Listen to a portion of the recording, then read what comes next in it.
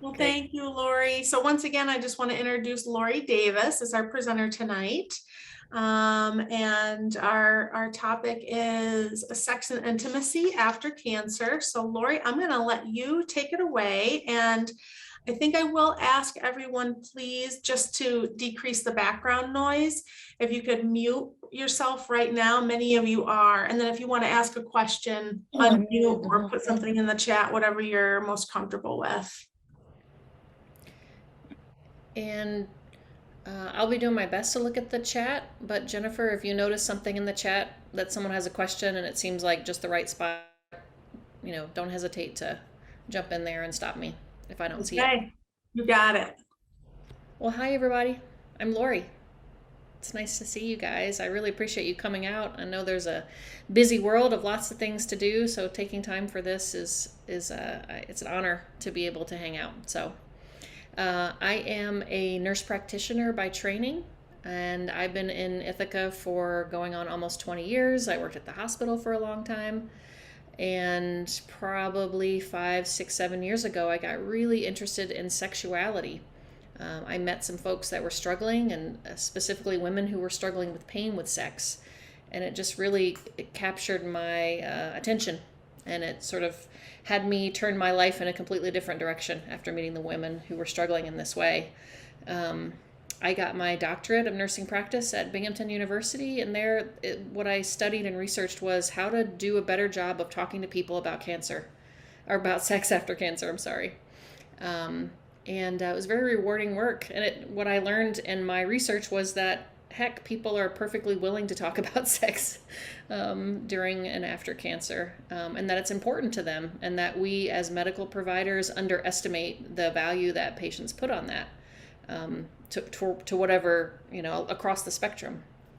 Um, I'm also a certified sex counselor, which I'm very proud of, certified through ASECT, which is a national organization. So my work is trying to blend a combination of how do you support someone's physical body and also support their mind, heart, soul, in the realm of sexuality. So how do we kind of bridge that mind body gap?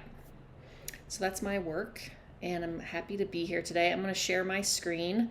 I know that we're being recorded, but I do hope that you'll jump in because it just makes it much more interesting and helpful, I think, because I think everyone's as likely to learn something from you as they are from me. But there's the slide. You'll have my information of how to contact me. That's my office number. My office is right on Aurora Street. Um, and you'll get it again at the end in case you're interested, to reach out. So welcome everybody, right? We're doing the Zoom thing again. Yay! um, I know we're being recorded, and it's hard to feel like there's opportunities to jump in when you're muted and all of that, but please do. Please don't hesitate. Stop me, jump in. My goal here, my objective is really that at some point during this presentation, either from myself or from a participant, that some new idea or piece of information is shared that will change your perspective on a sexual problem you might be having, or just on the process of sexual growth. So we're going to dive in.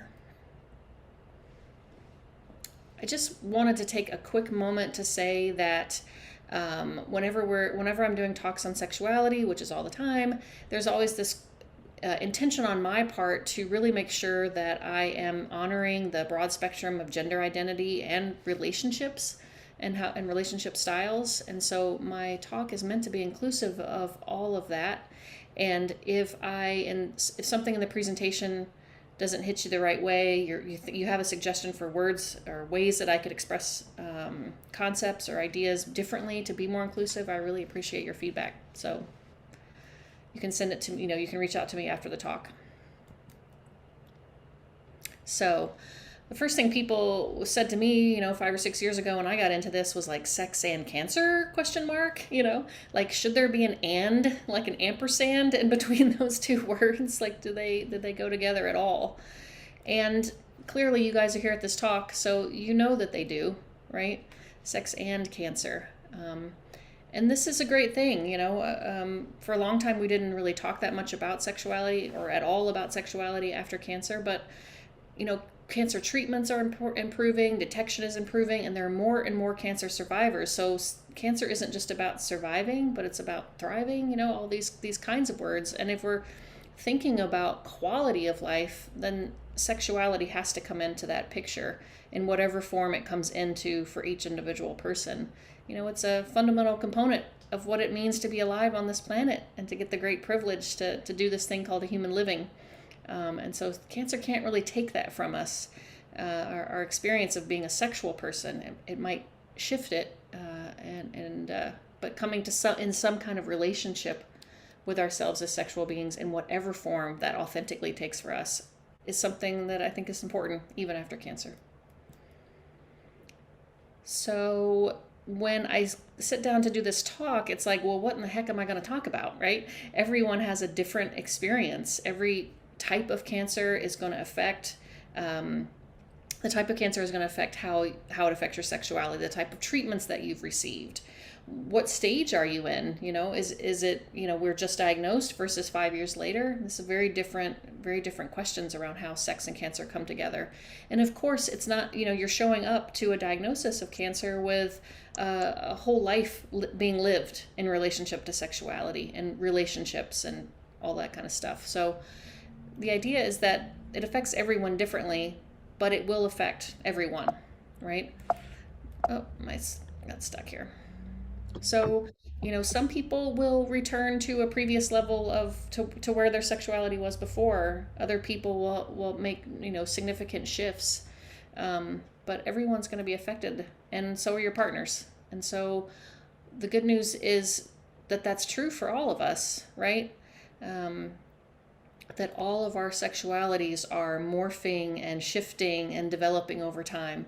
And when we don't talk about that, the first question that people really have is like, is what I'm experiencing normal? You know, am I okay? You know, is anyone else out here feeling like this? And, you know, I mean, normal is a heavily, you know, got a lot of baggage with it. I don't mean to use the word normal in that way, but just to say that, yeah, we're all experiencing it out here. You know, that the experience of having concerns about sex after cancer is common, right? You are not alone. And what you're experiencing is likely normal in the sense of like, yeah, it's a part of what it means to be alive. So when I start thinking about talking about sex, I think people are like, oh, well, that's just sort of a side issue, you know, should just be between, you know, partners, you know, doing their thing. Why are we talking about this? And I love to bring out this oft quoted statistic that when sex is going well, couples report that it only adds about 15 to 20% to their overall relationship satisfaction. But when it's not going well, it's a big deal, right? So it causes a lot of trouble in relationships when it's not going well. And when it is going well, it sort of just is humming along in the background.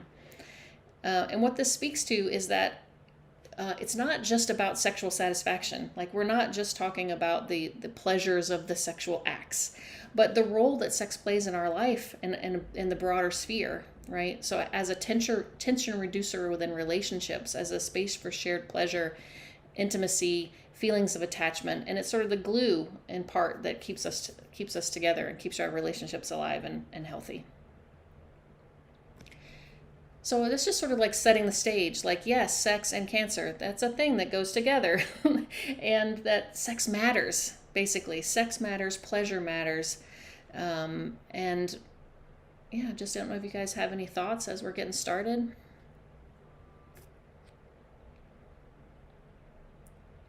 Good, bueno. Okay. So I wanted to spend some time today talking about desire. You know, like, what are the components of sexuality? And there's desire, there's pleasure, there's orgasm, there's intimacy, lots of different things going on, right? But I think desire is important to talk about because it's the most common problem that people have. Some sense that they have a loss of desire. This idea, like, I never think about sex. I want to do it. I want to, but I just never want to. And so a loss of desire is the most common complaint that women have. So something over like 30% of women will endorse a sense of, that they're bothered by a loss of desire at times in their life, and something like 10 to 20% of men. So it's pretty common in men as well. And I think what's really helpful when we want to start to think about what's that all about. I don't want to do it. I don't want to do it anymore. I want to do it, but I just never think about it. Is to think, what is it? What are we even talking about? What is desire to begin with? And I love all of these romance novel covers, right? This is desire, right? This is our idea, where there's urge, right? There's urgency, there's bodices being ripped, there's just a strong, spontaneous feeling of wanting to have sex. And that's a beautiful thing. But it doesn't always work that way, and it certainly shifts in long-term relationships, and it shifts when we go through health changes and we have different relationships to how we feel in our body, et cetera, et cetera, et cetera. So these two concepts that I'm going to share with you today are actually the first two concepts, not every single appointment in my office, but almost every appointment in my office, someone tells me what's going on with their sex life, and these concepts feel like foundational to trying to figure out, like, how do we even begin to talk about this? So, what is desire? So the first concept is the idea of spontaneous versus responsive desire. So this graph, I think it's super helpful. Just kind of take it in as much as you can, throw it in the back of your mind. So the idea is that before, when we first started researching sexuality, like Masters and Johnson, those names sounds familiar. They were researching people who were able to easily have sex in a lab with strangers. So they had a certain sort of information. I'm very thankful for those people who did that. They got a lot of information about sexuality from that. But that doesn't really describe maybe what sex is like for the vast majority of people. And so the Masters and Johnson model didn't even include desire because it was spontaneous, always spontaneous and always present. And spontaneous desire is what we feel in the beginning of relationships often. There seems to be a gender divide, and when we think about it, the male tends to have more spontaneous desire, right? This sort of urge to have sex. Research doesn't really bear that out so much, though, that there's not as much of a gender divide as it might seem. But spontaneous desire is, I am sexually neutral, hanging out in my life, going to Wegmans. Then spontaneous desire comes up. It arises in me like this powerful force. I become sexually aroused. I pursue pleasure and intimacy, and I have pleasure and rewards and connection and all of that goodness. And then I go back to feeling neutral and not thinking about sex. For other people, it doesn't work that way. For other people, it's a more responsive desire, meaning I hang out a lot and not really thinking about sex, sexually neutral. And then something comes into the environment that's like a sexual stimuli, often a partner, like, do you want to, could you maybe later, or whatever it is, right? Something's coming into our awareness about sex. And then we have to think about it. Let me see here. I would say last time we did it, I guess it was pretty good and there's positive aspects to it. Okay, I'm willing. I become sexually willing and receptive. Then I allow in pleasure in a state of not being aroused. Then I get aroused. Then I get desire. And then I get, emotional intimacy, whatever happens during the sexual experience. And then I go back to sexual neutrality. So the idea is that spontaneous desire is a lightning bolt from heaven. And responsive desire is a slower, thoughtful process of evaluating, opening, leaning into, being willing, allowing in pleasure before there's arousal and desire. And there's just a lot of power in that, in knowing, I think, that there's more than one kind of desire. That if you have spontaneous desire, that's fantastic. Your arousal process works that way. Awesome. That's one version of sexuality. And then there's this other version that's also equally normal, that's also equally valid, which is I don't really get spontaneous desire. I don't get that eruption, that urge.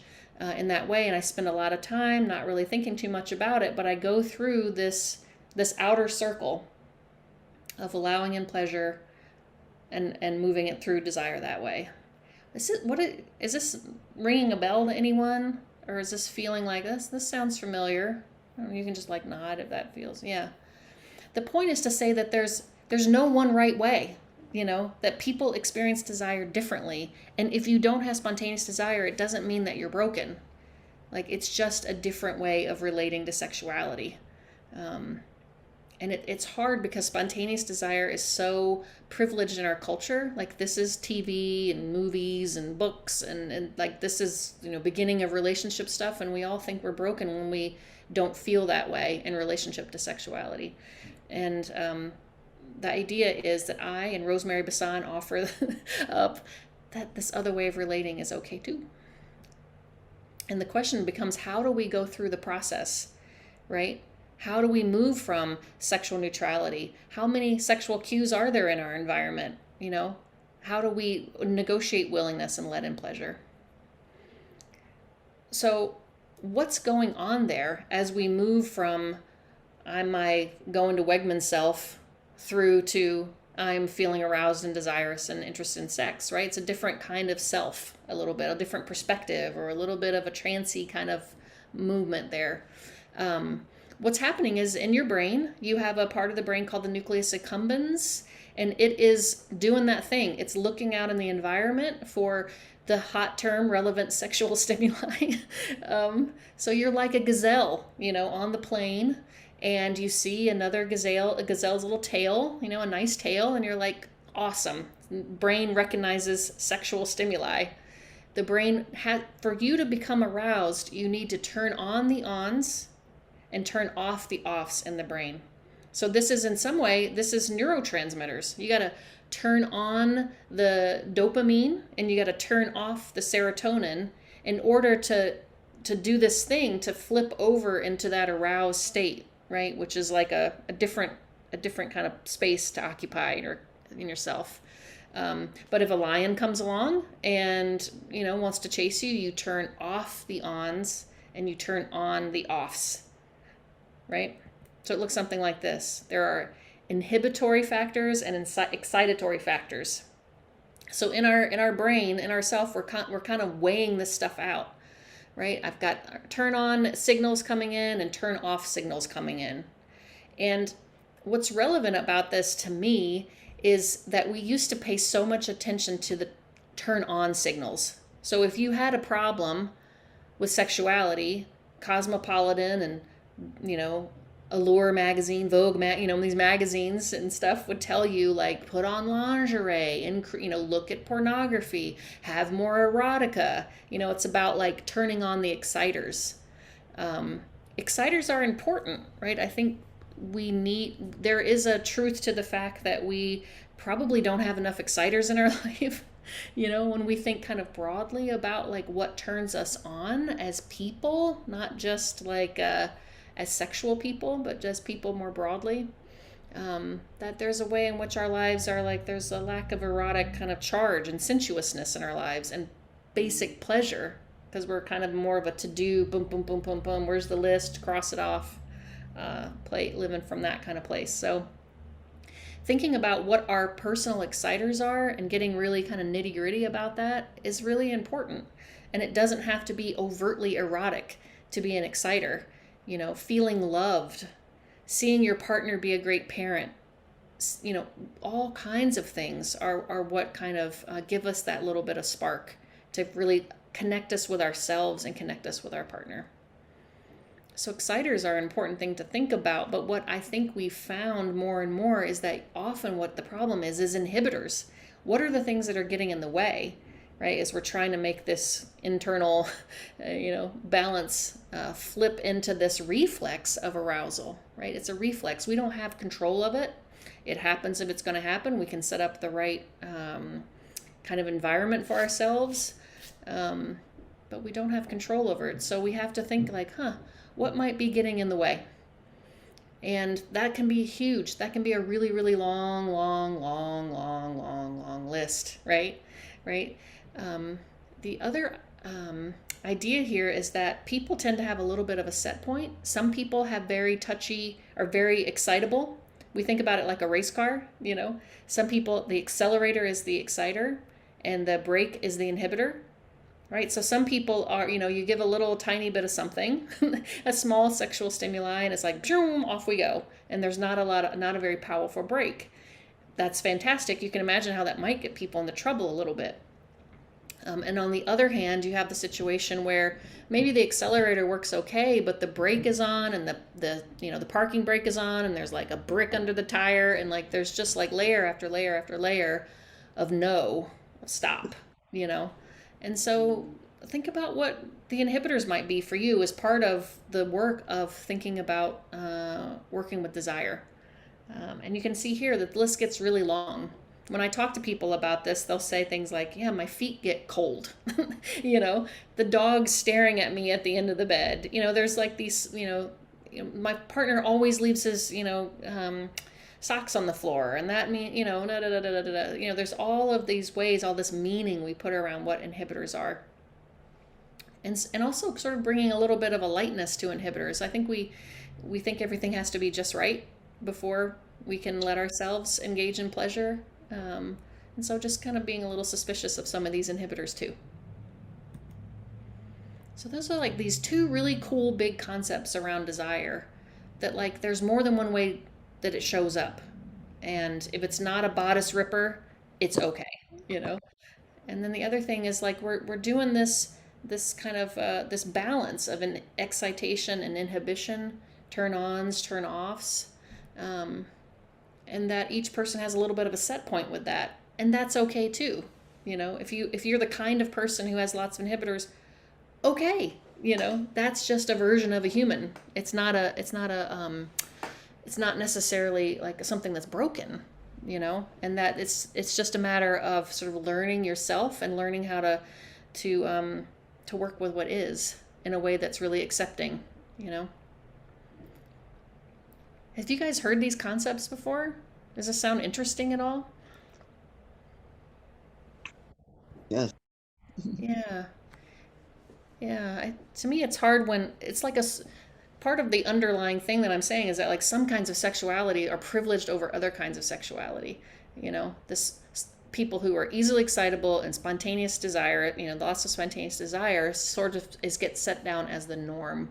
And the message here is that that's not the case.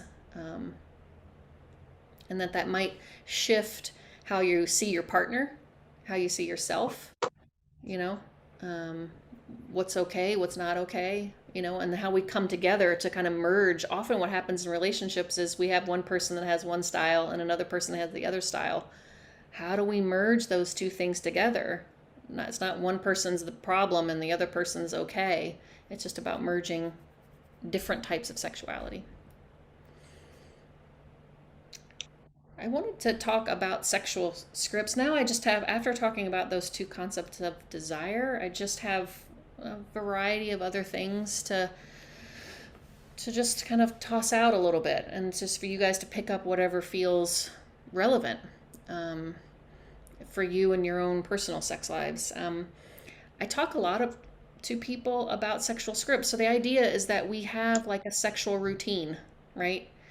Oh, we're going to have sex. That means you're going to do this, and then I'm going to do that, and then we do that, and then and then and now we're done, And we know how long it lasts. We know everyone's everyone's role.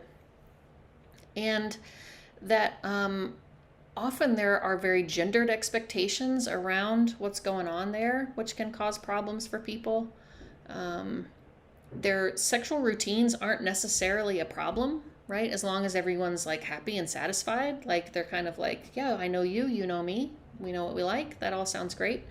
But it can make it really hard when, well, on the one hand, I would say that the sexual routines can get smaller and smaller, like what you like and I like that overlaps in that kind of Venn diagram way can get smaller and smaller and smaller over time because we never really talk about it, and I'm just assuming what you want, and you're. So on that hand, that happens, but also it makes it really difficult to be flexible in the face of change. So as your body changes, if you're if you've had a devastating illness or for any other reason things are changing for you and all we have is this sexual script, we can see how that can make it difficult. So there are lots of culturally based kind of downloads that are coming into us. It's 2022. We're all kind of awake. We all have some experience. And yet when it comes to sex, like this stuff is like really sticky, and so there are these ideas that men have no needs. Men are supposed to be ready anytime, any place, right? They don't have feelings and emotions. They're just supposed to be ready to go. They're supposed to have a hard erection at all times, at their beck and call, right? Women are supposed to be what? They're chaste and they're vixens. Women are supposed to be forever young, have perfect bodies, have lubrication anytime, all the time, and old people and disabled people don't have sex, right? I think all of these are true, but I think the one that's might be the most debilitating one that we have is that sex equals penetrative sex. It's the most limiting cultural belief that we have, I think, because it limits our creativity, right? What is sex all about? And that's not for me necessarily to answer for you guys, but to just wonder, like, well, if sex is about, I don't know, we're finding each other, we're dropping in, we're finding some intimacy and vulnerability, we're showing up and being ourselves, naming what we want, sharing and pleasure together. And maybe if we're lucky, we get aroused, maybe arousal comes in and that more erotic side of it builds. Maybe, right? We don't necessarily have the keys to that place in ourselves, but we can lean in and see if it happens. And so it's like this play that we're able to do creatively, and this idea that like the script is an elevator from like low, first base, second base, third base, penetrative sex, orgasm, stop, really limits our ability to explore all that intimacy, pleasure, and like authentic, like connecting. It's not to downplay penetrative sex. People really like penetrative sex, but it's not the be all end all. So that's just a few words, just thinking about that script and like, can we just like put it in my shredder here under my desk, just can we throw it out? I mean, it's not easy to throw it out because then you're like, well, now what do we do, right? Throwing out the script is hard, and it can bring up a lot of anxiety and feelings of awkwardness and uncertainty, and but yeah, it's like slow steps to rebuild something outside of the script, and to remake new scripts, more than one script maybe, that really fits who you are and where you are right now, that it might have nothing to do with the media and what sex is made to look like. What do you guys think about that? Sexual scripts and how... I like the idea of flexibility. Say that again? I like the idea of flexibility and adapting to new situations, creating new situations. Yeah. Taking the time to spend some time on creativity, Creativity, yeah. Yeah. And just being present. What is it I want right now? What do I actually want right now to happen? I mean, these are difficult questions. Seems pretty easy. What do I want right now? It's sometimes the hardest question to answer. Another thing that so often comes up with people who've suffered with cancer is body image changes. This idea that our relationship to our body, how we're feeling in our own skin, can really kind of put a spanner in the works when we're trying to settle down into ourselves, feel connected to ourselves, and then relate to our partner with our bodies when our bodies have changed so much in terms of how they look, but even really more importantly, sometimes like how they feel. Like, what are the sensations I'm able to feel now that I was compared to what I felt before? How does that shift what I want? Or and I think that can show up in so many different ways, and we can see how it can be really devastating for people, and to find a way to relate to themselves sexually after changes to their body can be a really hard process. I think it's all very much possible. And I think this body image questions really relate really well to the sexual script questions. You know, my body has changed. I'm not the same, guy I was before. I'm not able to get the erections in the way I was before. That's a devastating blow to our sense of who we are. And when a sexual script can be creative and a sexual script can have flexibility, we can see how we might be able to find other ways to lean into like the core thing that we're after in sex, which is closeness, intimacy, vulnerability, pleasure, play, eroticism. All that stuff's possible no matter what our bodies do. But it's really hard when we don't feel comfortable in our own bodies, and it's totally understandable. And it's like, what's the process of grieving and being present and giving ourselves permission to be present in this new body? This is a tough one, and shows it's very different for each person, I know. I think we really talked about this. Yeah, these sexual scripts and the cultural norms about what our bodies are supposed to look like and what we're supposed to do during sex. And again, the problems arise when we can't really see past. We can't see through them as like they're not a given. It's not given that it has to be this way. That there's more fluidity, right? So Go ahead. Giving yourself permission after cancer would be my topic. Permission, yeah. It's the number one. Go ahead.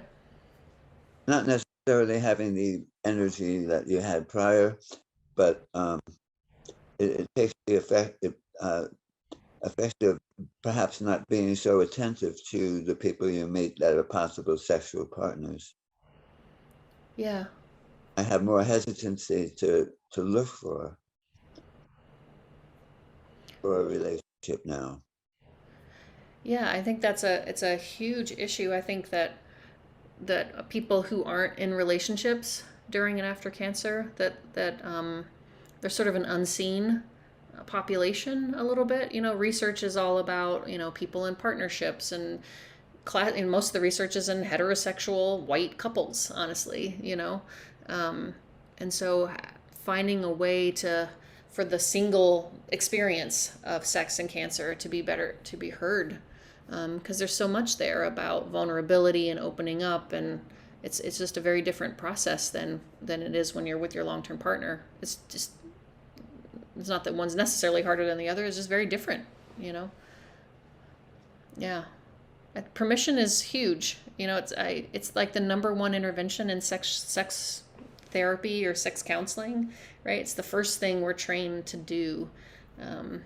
It's just, there's something so powerful about it. It's not that I'm giving you permission to do anything, but we give in some way I say those things or I offer that acceptance, but it's about ourselves, giving ourselves permission to like be in our bodies, permission to need, want, ask for, and accept pleasure.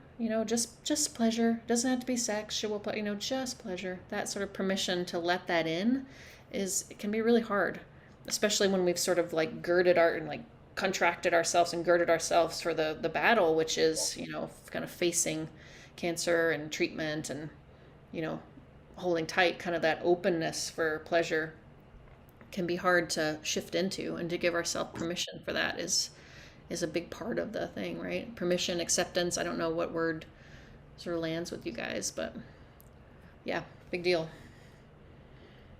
So responding to change, I'm not like super into astrology, but I'm a Sagittarius, right? So like I don't know anything about any other signs except about mine, which is just like, I'm the optimist, I'm the like, come on, we can do this, so I know I tend to lean into like, it's okay. Hope is fantastic, like tomorrow's going to be a new day. And it's like, for me to really pause and slow down, that like grief is also real, right? All that hope stuff is fantastic, but that taking the time to grieve what has been lost in terms of your sexuality is an important part of the process, right? Opening ourselves up to mourning what has been lost is a way through to what could be new and possible and all that hopeful optimism. But honoring the losses, it's really, really important. And a big part of the recovery journey or rehabilitation or whatever the word you want to use, right? Just like finding new life and resiliency. In the phase, like the opposite, I guess, of like taking the time for that grieving is to withdraw and to avoid, right? And I think withdrawal and avoidance of the problem can be really adaptive, right? We're not always ready to deal with things, right? And other things are more important, and it's a survival strategy. And thank goodness we have the capacity to do that, right? To compartmentalize and push things out. But withdrawal and avoidance becomes its own problem. It's like this cycle that's like added on top. So whatever the issue was, however the body changed, however the sexual response changed is one thing. But then if we add avoidance on top of that, avoidance meaning, we don't touch each other as much. Where people are often sort of like keeping their clothes on at all times or going to bed before the partner goes to bed, right? Whenever there's like friction in the sexual relationship, right? We adopt these behaviors that sort of like pull us away even more, right? And so when we were talking about exciters and inhibitors, one of the things we need is exciters. We need to like have some touch, to have some connection, right? And so there's no chance that arousal or desire or any of that's going to come up, because like the avoidance strategy is like making the problem, perpetuating the problem, if that makes sense, right? And the other problem is that like when we're not talking, we sort of think like, oh, if we don't talk about it, I'm sure they won't notice, like if I start wearing, like a zipped up, 18th century nightgown to bed and going to bed before my partner, or, not touching them anymore, like I'm sure it's fine. They're not noticing. If I don't talk about it, maybe it'll just go away, right? So there's like avoidance, and then there's like not talking about the avoidance. So it's like avoidance on top of avoidance, silence on top of silence around this stuff.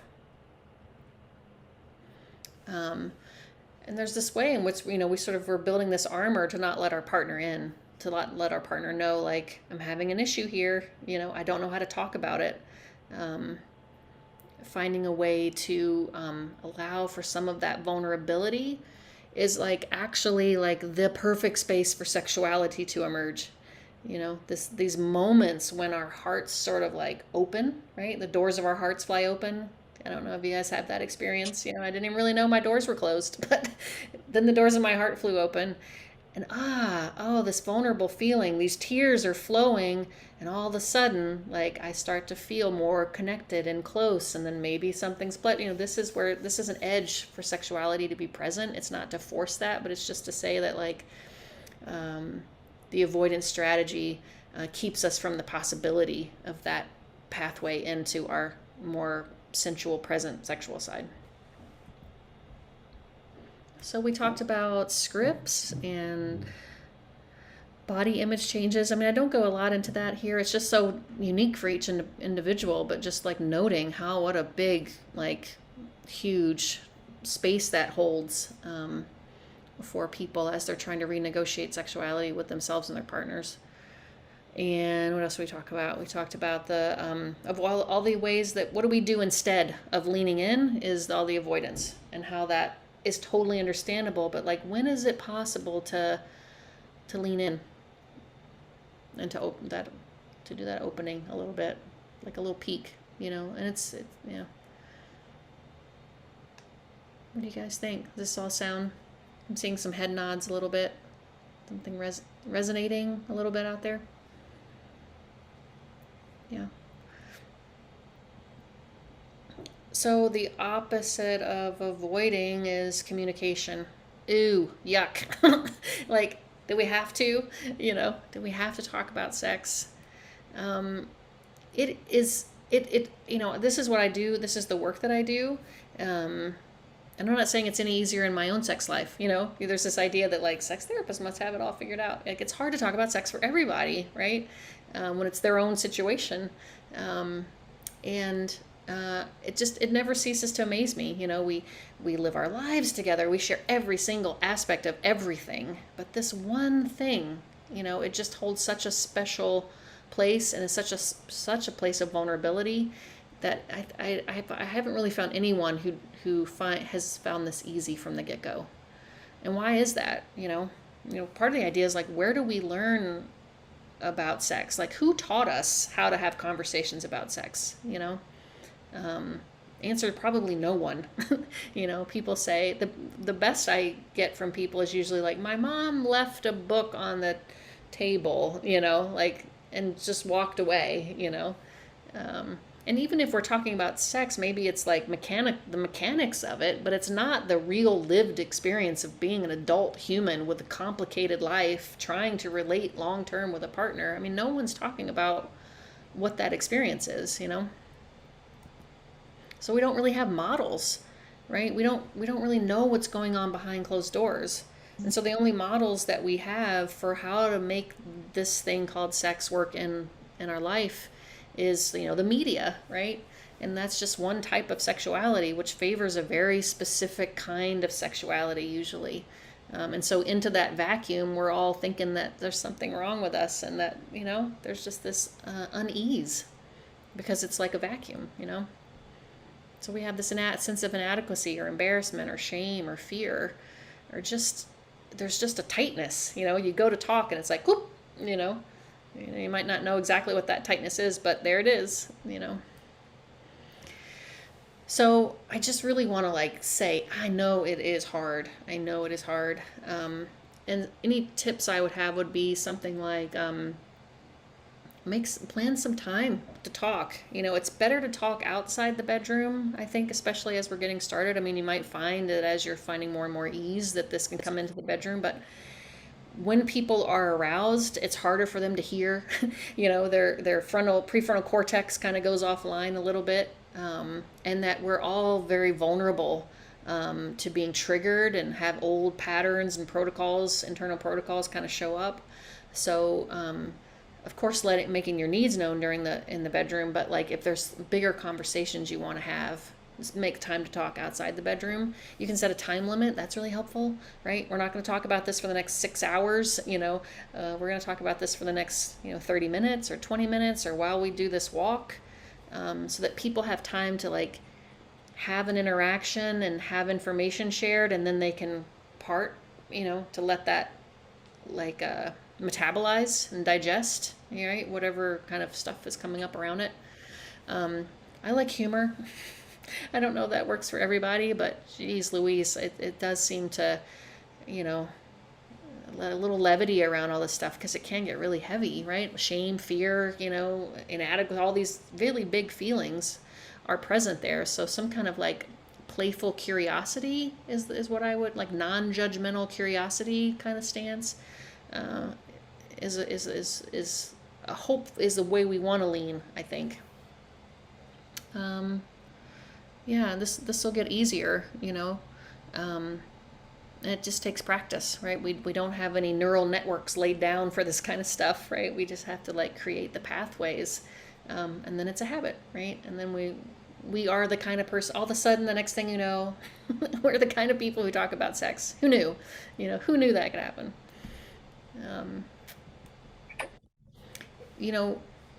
Relaxation, I can't say enough about it, how important it is for sexual function and pleasure. So if you look across the board at how the body is physically responding to cues, and blood is flowing, and we're moving out of the sympathetic into the parasympathetic nervous system, what the neurotransmitters are doing, all of this kind of stuff is all is a movement out of stress, anxiety, high arousal into a relaxed state. And so if you can do nothing else but get together and have a shared relaxation, not we're watching TV relaxation. It's great. I like watching TV, but a shared relaxation, we're focused in the same direction, preferably at each other, and to sort of let the heart kind of settle and open. Let the breathing slow down. Fantastic. fantastic ways into sexuality. I think relaxation, and the other piece I would add, that I've been talking a lot about recently, is just like loving kindness. You know, we have this like this amazing capacity to remember love and to feel gratitude for our partners, right? And to sort of like push back the world. You know, the world wants to come in, Instagram, Facebook, everything's trying to like get at us. Push back the world and like let in, like, oh, that's right.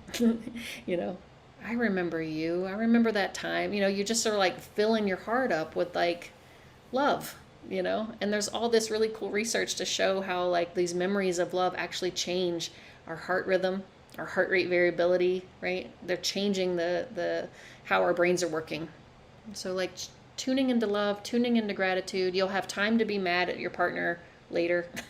You know, I'm not saying like, you know, bury your feelings, but I'm just saying like we don't like make use of that capacity to like lean in, you know, to lean in. Like that's what sexuality is about in my mind, in part, is this opportunity for us to lean into love and gratitude. But we have to make that choice. And it's easy when our minds are in a worry mode and a chatter mode to not be able to cultivate that stuff. But it's sort of like an antidote, right? Love and gratitude is an antidote to, you know, and it's love and gratitude is a pathway to like connection, pleasure, and sexuality. I think that's the mode. I guess trips to the beach don't hurt either. You know, if you can find time to go away together, to do something together, right? I mean, not for nothing, as my New Jersey friend says, people say like, "Oh, we went away. We had time to relax. We had time to set down the burdens of life."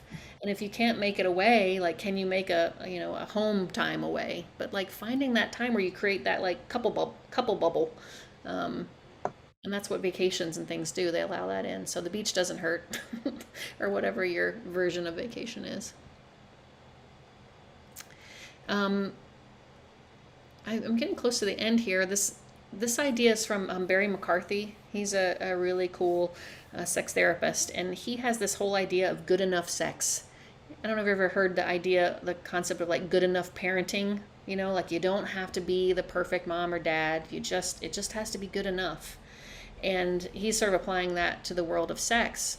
That we have this idea that like for sex to be good, it has to be like spontaneous desire, you know, two people finding each other and they're both spontaneously desirous, and then there's this perfect synchronous sharing of pleasure, right? And that it's really, really unrealistic. And even detrimental to our ability to even feel sexual pleasure, to have this like the standard is really high, you know, and we set the standard really high and then we shrink the script really down really, really small, and we think that really small repetitive script is going to get us to that like synchronized pleasure thing that we're supposed to do. And I think I would just say like insofar as that like shows up for you, just throw it out. And like it doesn't have to be perfect at all. You know, it just has to be good enough. It just has to be satisfying for the two of you, right? And it's ultimately like so much of what's happening during sex isn't what's happening during sex. It's what you are doing, how you're feeling before sex and after sex. So like, how are you coming into this, right? What is the movement you're making as you're coming into it? Then you're doing something, and it probably isn't is it 30 minutes, is an hour, but then you have 23 other hours in the day, right? And then so that the act itself, whatever it is you're doing to explore pleasure with each other, and then how do you end sex? I think how you end is really important. There's all this research that shows that the last thing that happens is the thing that we remember most, and it really colors our experience, right? So, you know, we come together and we make our efforts towards each other, and like it's not always going to go well, and it certainly isn't always going to go well when we're in a period of change, you know, because we're trying out new things, and sometimes it's not going to work. It's okay, you know. What happens at the end? So we do what we do, we explore, you know, we fumble or not, maybe it goes great. And my idea is like, it's namaste in bed. So I don't know if you've seen those like silly, you see it on like t-shirts and stuff. It's like namaste, but namaste in bed. So yeah, namaste in bed, So namaste means like the goodness in me, however they say, the goodness in me recognizes the goodness in you. So I kind of switch it up to be like the erotic, awesome, wondrous mystery in me, like recognizes and honors and is grateful for and loves that same thing in you, and we're like imperfectly aligning in that, but like, yeah, to sort of give a little like a kiss or a prayer at the end to seal, whatever it is that's happened between you in a good and loving way. Because a lot of what being good sexual partners is about how we're holding ourselves after sex is over, right? How are we holding what happened, and how can we hold the times when sex doesn't work out without it becoming a crisis point, right? How can we hold the times when sex doesn't work out and know that it's like, it just has to be good enough, right? It doesn't have to be perfect. And that good enough sex isn't like a booby prize, it's actually a beautiful thing. He also talks about this idea of an intimate sexual team. Often people can get a little bit like, this is what I want. No, you're not giving, I don't really want to, we're just like warring with each other. Even though we don't mean to be, but there's like this friction around like, what are we going to do and when are we going to do it? And the idea is like, can you come together as an intimate erotic team or an intimate sexual team or however you want to play it? Like we're on the same side, like how can we grow into negotiating with a shared goal? Like we as a team want for us to have a good sexual relationship. And so what needs to happen for the two of us together to be able to have something that feels intimate, connected, and erotic, right? So it's just like a tiny little shift, that we're a team, right? We're on the same side. And what I often say to people is that like, when we feel like we like end sexual development at like puberty or like maybe when we're like 20, we're like, oh, okay, well, I kind of figured out like what I do in sex and I learned a little bit maybe, but there's some point early on it gets really kind of laid down that like this is me with sex. And that truly I believe that sexual development is a lifelong process if we allow it to be, and that it doesn't end at adolescence, it doesn't end at 20, it doesn't end before getting married, and that if anything it gets that there's more happening after that than there was before. That when we let go, when we're out of the overwhelming hormonal milieu of early relationship and youth, that as we move into other stages of life, and even as we move through difficult things like cancer or other kinds of physical ailments or aging, that sex keeps going. And that what we find is that like good lovers aren't born, they're made, and that the people having the best sex are older folks. There's a woman who does all research on people having optimal sex. So, sex therapy is like medicine. We just like look at diseases, we're like, tell me about what's wrong, and we'll try to figure out how to make that better. But we never actually talk to people who feel good. And like, what's that mean to live a good life and feel good? And so there's people who look at optimal sexual experiences as a way in to understand like, well, what's the opposite side? We know about what problems are. What do we know about the good life, And what she finds is that people having optimal sexual experiences are people who've had complicated lives, complicated medical histories, but they're in their 50, 60, 70 years old in long-term relationships. And they're the ones who are really describing something really special. It's a different model than maybe what 20-year-old experiences were like, but it's really powerful. And I think it's like, it gives me hope, it's like something to look forward to. It's not over. So if I was going to offer you like the basic stuff, number one, if you are in a relationship or you have a sexual partner, set aside time for play. Set aside time, scheduling. I know it sounds really, really boring. It's the number one recommendation from people who are having good sex. People in long-term relationships who are happy in their sex life set aside time for sex. And the reason for that is that they're just saying, like, we're going to make it a priority. You know, we're going to make ourselves a priority, and we know that everything is going to get in the way. And if we don't set aside time, we won't have an opportunity. We won't dedicate ourselves to it. And it sounds unsexy, but it can be the sexiest thing. It's just about a matter of perspective. I would say take the time to do what's needed to feel comfortable, right? So, you know, and that means something different for everybody. If you're having dryness and pain with sex, what do you need to do for that to help and support your body to feel better and more comfortable? If you have prosthetics, if there are changes to your body that you want to sort of navigate around, take the time for that. Take the time that you need to feel comfortable in your own skin, and to have pain-free, pleasurable play.